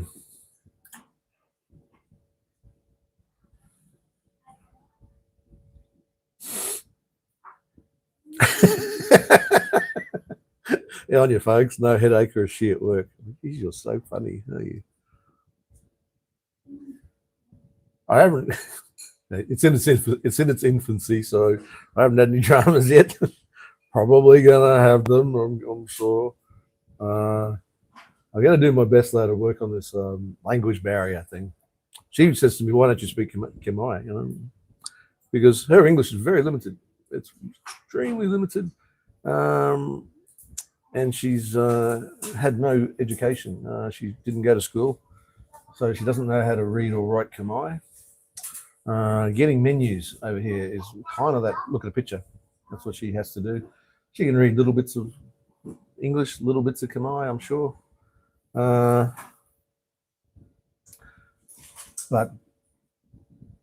yeah, I got to work on it. I got to work on learning more Khmer.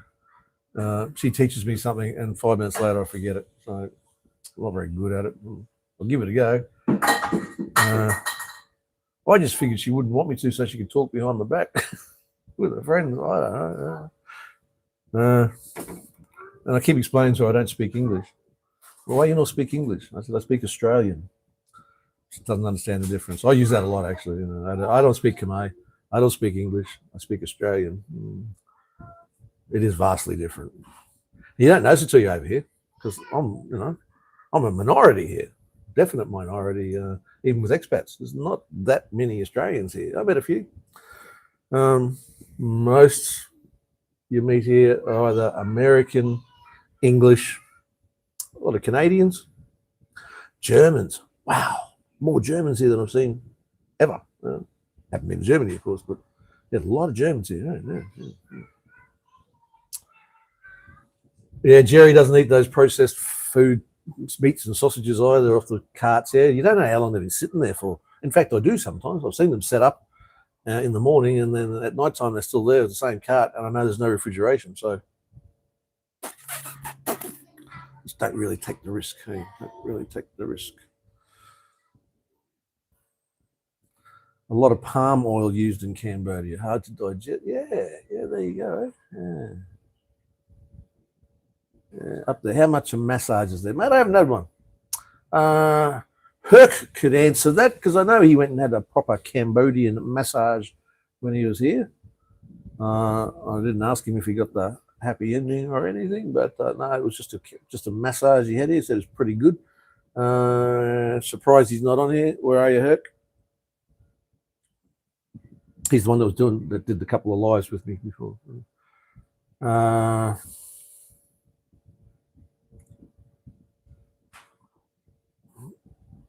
Yeah, Jerry says the same thing. Once he leaves Australia, he's not coming back.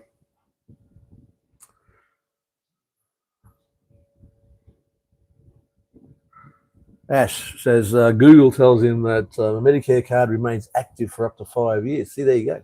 Well done, dude. I just remember something about it, but not being might have been a healthcare card.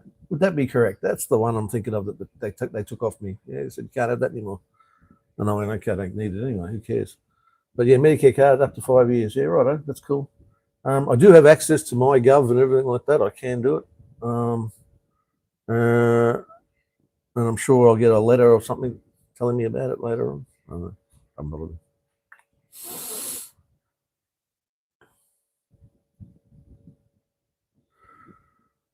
Paul likes the fermented pork and rice in Thailand. Can't say I've eaten fermented pork. I've had the grilled pork and rice and egg. That's my go-to breakfast, Khmer breakfast, with the pickled vegetables and the little chili and stuff like that on. Very nice. All for about $1.50. Pretty cheap. It's better if you're sitting in the restaurant, because you get tea as well. You get the oolong tea, I think it is, comes with it, and the condiments on the table that you can play with.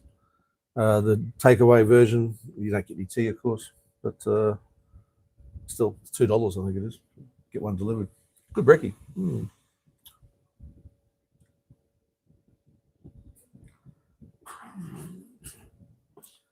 Got a bad back, brother. Yeah. Just be careful, but hey, with these massages and stuff over here, look, these aren't really trained people. They've picked it up from a friend or a relative or something like that. So you come and massage. I had a couple of good ones in Thailand when I first went there, and I went back to the same girl a few times. Mostly because she did a really good job. She did it in order. She had an orderly fashion of doing the cracking and the pressure and all sorts of stuff. So I kind of trusted her more than anything after the first go, if you like. But yeah, you want to be careful with all the bad backs and things like that, bad necks or something. These girls, they could just. I saw something on Facebook a little while ago. Someone was in hospital, paralyzed from the neck down from a massage. So I don't know how much truth's in it or whatever, but yeah, I wouldn't. Yeah, if you had something really wrong with you, I mean, there's plenty of physiotherapists and what do you call them? All that sort of stuff here. There's plenty around. Plenty of medical's cheap. People misunderstand that. Like all that blood work I had with the typhoid and everything like that cost me $40 American, $60 Australian. That's pretty cheap. Old mate next door here who had a motorbike accident and lost 3 toes, just gone. Hey, lied in hospital for a couple of days. They stitched him up. They put a pin in there to try and save one of the toes. Yeah, kept 4 days in hospital. Whatever, it cost him $1,000, $1,000 US. About 1,600 Australian, 1,500 Australian. It's pretty good, you know what I mean? People talk about having insurance and stuff like that. Well, even if you had insurance, you still would have had to pay that much to get out of the hospital, and then try and fight the insurance company or battle the insurance company to get your money back. And you're probably not going to get it all back. They're probably only going to pay you for so much, and then. Of course, he's had a bike accident, so they're going to want all sorts of tests done and things like that to see if he was drunk or whatever, which he was. So he probably wouldn't have got paid anyway. So the whole insurance thing, bit of a scam, I think. And touch wood, just you're kind of unlucky. I try not to do too many stupid things. I did say I ate an oyster that I said I wouldn't do. I definitely said I wouldn't eat frogs. And yet here I am eating frogs. And I also said I wouldn't ride a scooter around, a motorbike scooter at night time, particularly if I'd been drinking. And yet I've probably ridden 3 or 4 times now since I've had the new girlfriend. She can't double me. Well, I'm not getting on the back of a bike with anybody. So I've got a ride and she jumps on the back and she's quite comfortable with that. It's local. I'm not going far. Still shouldn't do it though. Bad boy. In fact, last night I said, you want to leave the bike here? We'll get a tuk-tuk into town, which costs $1. Right? We get tuk-tuk all the way into town, and then we can just tuk-tuk it back again. Another $1, and everything's fine. No, we have a scooter. Why would we use a tuk-tuk? I understand her way of thinking, but I think mine's better. I don't know. I've ridden the push bike home blind, seriously drunk, hey, like, and laughed at myself because I can't hold the bike up properly. But I'm on a push bike, for fuck's sake. I can only do so much damage.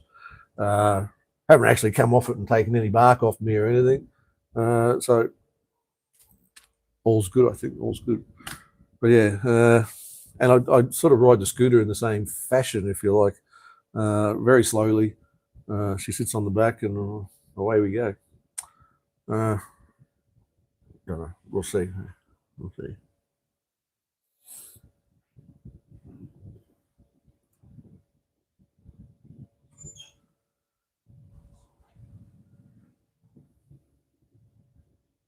Oh, the fermented pork sausage, mate. Yes, I know what you're talking about now. Okay, thanks, Paul.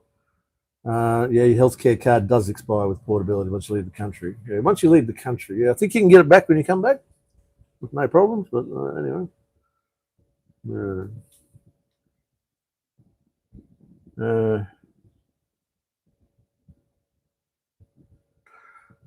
Johnny Siam says, I make sausages, bacon, ham, and Polish sausage in Thailand. Funny thing is, most customers are Thai. Yeah, really? There you go. Yeah. because there are some Western style places here that sell sausages and bacon and things like that. It's just the same price or dearer than home. So I kind of avoided it. I wouldn't mind a good sausage again, barbecue sausage. I was thinking the other day, it was kind of my go-to meals when I was in Australia camping in a tent and stuff like that. You buy the pack of 12 sausages from Coles or Woolies, barbecue sausages, throw them on the barbie, with a bit of bread, tomato sauce, whatever. You could put them back in your esky or something like that, keep them cool, and you could eat them all day. Probably bad, really bad for me. Mystery bag, so. But yeah, I haven't had I can't remember having sausage here at all. Because I don't order the big breakfast at all. Lots of places do it. There's a really good one apparently called the Magic Sponge, just around the corner from me. It's not far. I haven't been there yet, but on Saturdays and Sundays they do the big breakfast, which is the sausages, the bacon, the tomato, the baked beans, the toast, all that gear, plus coffee for $7 American, $10 Australian. Yeah. That's not bad. That's not bad, but we're still getting up into that. Shouldn't be spending that sort of money when I can have a Khmer breakfast for $2. You know what I mean? Anyway, but I haven't done it. I haven't been there yet. I will one day. I'll see if I can talk the girl into coming with me one morning, and she can just eat off my plate. I'd say because she doesn't eat much. She's only tiny, only little girl, woman. Sorry, not girl. She told me she's 42 kilos actually. 42 kilos. Now I'm on average 100 kilos on normally, and I think I'm probably about 115, maybe 120 now. Shouldn't be that weight. I haven't weighed myself though. Hey, speaking of that, there's some kids very clever, very smart, because you get them all the time, beggars, right? Walking around the streets, you're sitting at a restaurant, even they'll come walking in and ask you for money for no reason at all. Just give me some money, go away. Or they want to sell you something, a bit of fruit or something like that.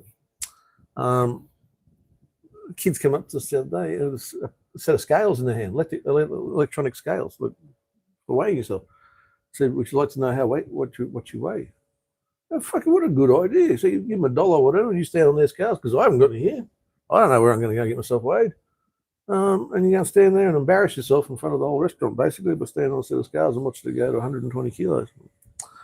Give them their dollar and away they go. What's it called?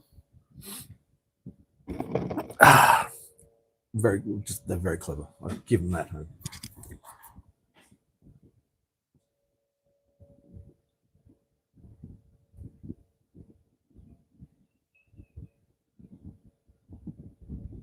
Where are we going here? Where are we going? I'm looking here. 6 months overseas and 6 months in Australia, you can be entitled to your healthcare card if you get the full village. I'm sure that's true. I've got no arguments with you there at all. God knows why you'd want to fucking do that, but Jesus Christ. 6 months in Australia and 6 months. Once you've been here for 6 months, there's no way in hell you'd want to go back home. No way in hell. If you're anything like me, put it that way. The big change if you're in Australia, the full portability, the payment drops to the bottom basic rate, which is pretty good anyway. I don't know what the most I lost basically was the electricity supplement, something I think it was, whatever it was. I didn't lose anything. I wasn't getting rent assistance, nothing. So, my payment didn't really change that much. So,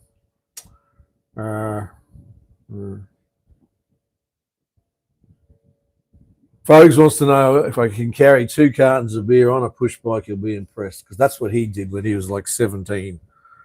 In the middle of Surfers Paradise, what street is it? Cavill Avenue? Orchid Avenue. He rode down with 2 cartons of beer on his shoulder, on his push bike, not steering, and was able to do. Fucking impressive, boy. Fucking bet you can't do it now. And there's no video. It didn't happen. There you go.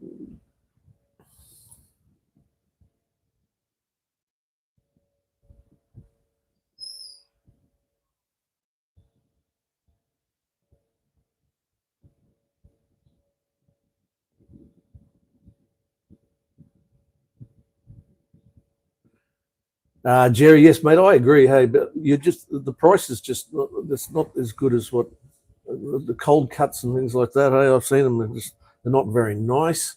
I've tried them. I've tried a few things. Hey, they're too expensive. Uh, Eating the bread, the baguettes and stuff is my fucking nemesis. Hey, I love them. Hey, I love the baguettes here. They're bloody beautiful.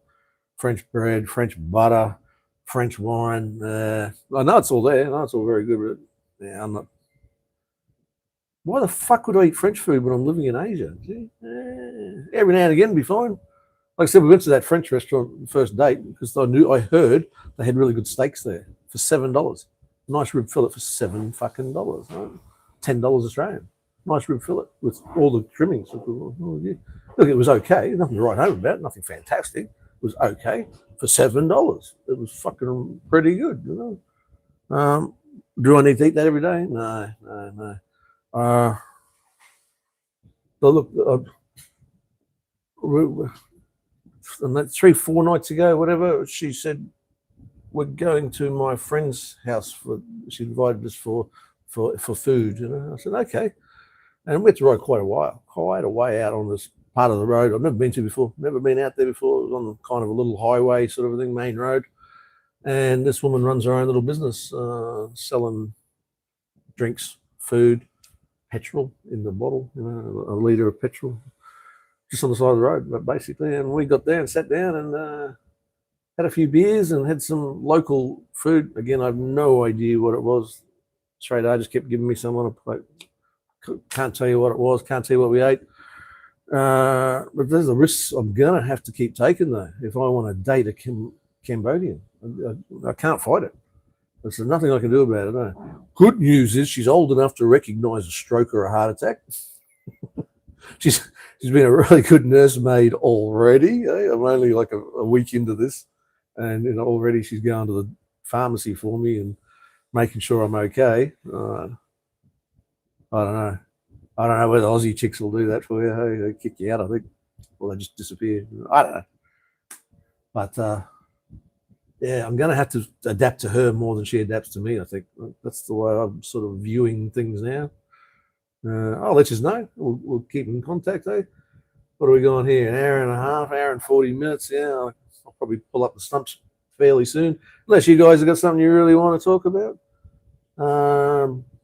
Hey, Fogs, has Karen got hold of you yet, mate, about picking up the pepper? So, peppercorns. Kampot's famous for it. It's world famous. Pardon me. Peppercorn grower. Yeah, pepper grower. It's good pepper. Posting it, however, seems to be a drama from here. It's got to be, if you're going to post it at all, and even if it wasn't a drama, it's $10 to send a tiny package, little tiny package, from here to Australia. $10 American, so it outweighs the cost of the pepper, to be honest. Even if I could have sent it, but anyways, there was a drama sent, so I was going to send some to folks, and I just said, "Well, you're going to have to come and get it yourself." And as it turns out, Kieran comes over here, visits me. He's not far from the Gold Coast where Steve is, so they're going to meet somewhere, or folks is going to go out and see him and collect the pepper that I've sent back, because he just put it in his suitcase. There was no dramas. He went through customs, everything's fine. I don't see the drama. This is a dried black peppercorn. You can't grow it again or anything like that, so it shouldn't be affecting any sort of biodiversity in Australia. But you know what the bloody cops are like over there, so that's it, eh?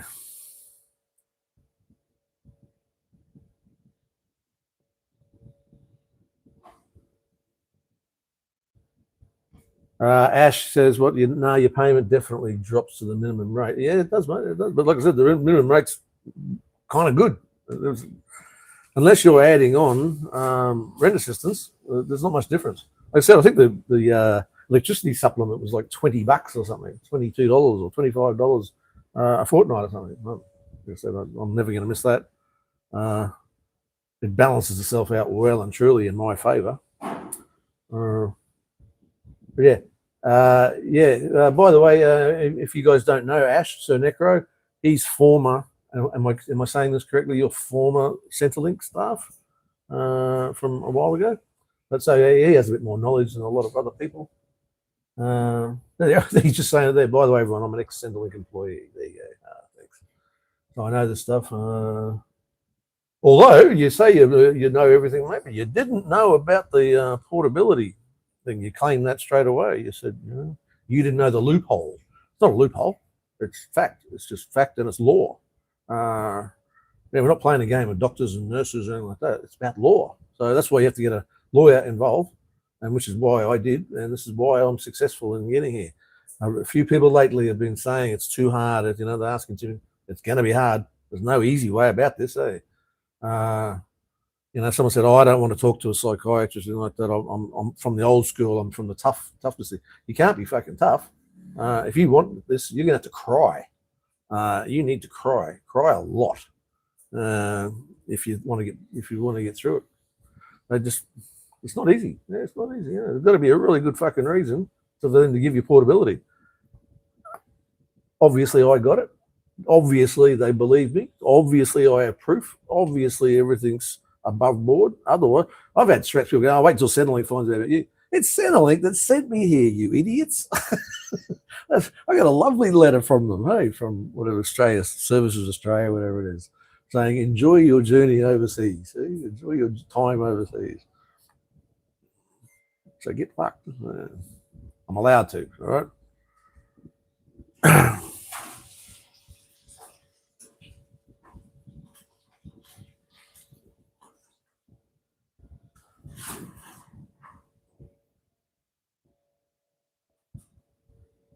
They say Info and Services website, they say to do your own research there. Yep, well, do your own research, brother.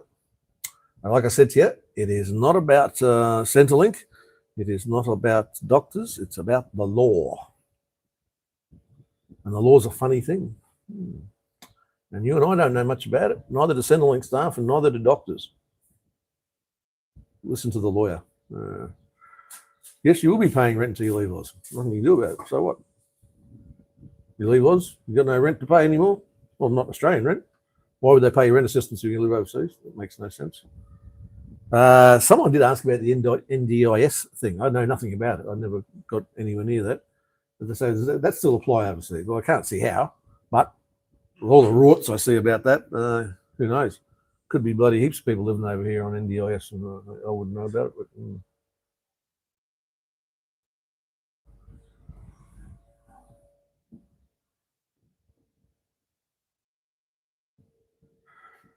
Okay, he's added you on Facebook, although you had a huge weekend of sport and beer.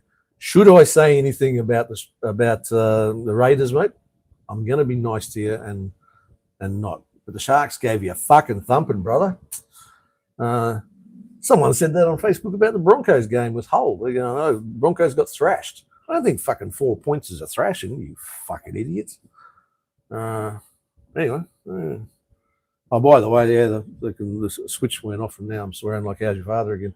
That's all right. I'm getting hungry, buddy. I'm back to Cambodia in around 4 months. Be in Kampot, and we will catch up. Yes, we will. A lot of people say that, but never do. In fact, 2 people that I've actually said hello to said, "Oh, I'm going to buy you a beer," and never fucking bought me a beer. I don't need you to, but still be nice. Buy me a fucking beer, you tight asses. Herc did. Herc was good. He was a good bloke. He came here, he didn't even drink. He didn't drink. He didn't do it. Suddenly I got him fucking buying beers all the time and going drink for drink with me just about.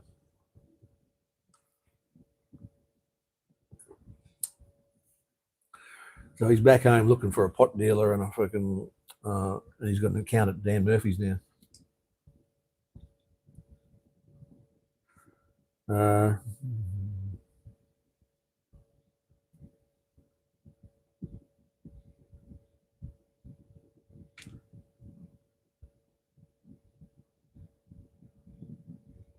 Thanks, Ash. Yeah, you're right, mate. It has been good. It hasn't dropped out.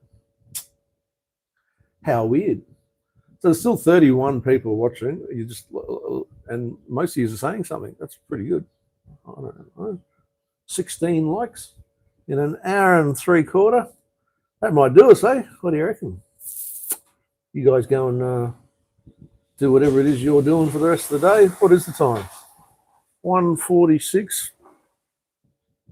A few hours before I plan on having having a beer. But wind's picked up here now. So that's nice. Cools it down a bit. It's a bit hot here, a bit muggy. So I'm going to say goodbye. Thanks for joining.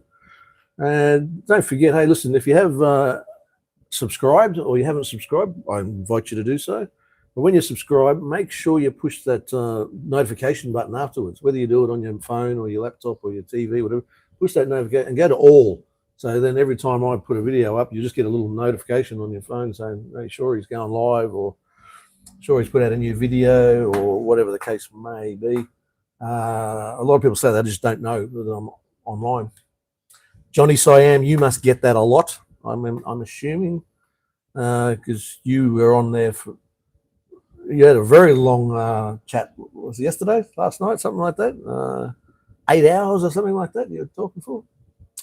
Good, well done. I couldn't do it. I get headaches. I got to keep putting my glasses on to read, and I get a headache when I do it, so it kind of bothers me.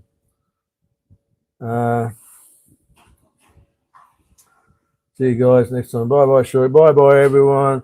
Who's having a beer now? Up there. Well, it's about time. It's 2 o'clock here. I think you're in Victoria, so it's probably 6 o'clock there, right? Well, it's 5 or 6 o'clock to most of you people. Go and have a beer. It is Sunday. Really looking forward to the sport coming back properly. Rugby league, Formula One.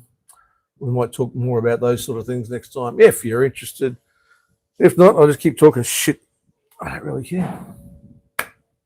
Bye-bye.